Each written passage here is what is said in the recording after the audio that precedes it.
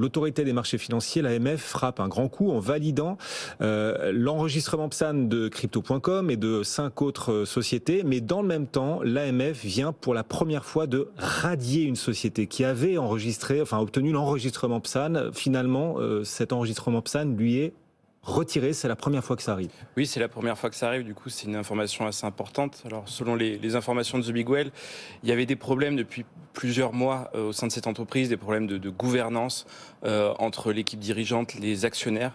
Et voilà, on peut aussi dire que la baisse d'activité ces derniers mois a causé un peu des problèmes. Il a fallu réduire dans les dépenses et le service compliance, donc aurait été touché par ces coupes budgétaires. Et donc voilà, on en arrive à un moment où l'AMF et la CPR estiment que les mesures anti-blanchiment ne peuvent plus fonctionner convenablement. Voilà, parfois on a besoin d'équipes en effet pour s'assurer que les choses fonctionnent comme l'AMF l'exige. Il y a un niveau d'exigence pour obtenir l'enregistrement PSAN. Bien sûr, c'est ça. Et après, il faudra faire la lumière sur le trou de 300 000 euros qui a été cité par l'AMF. L'entreprise parle d'un piratage qui sera intervenu début septembre.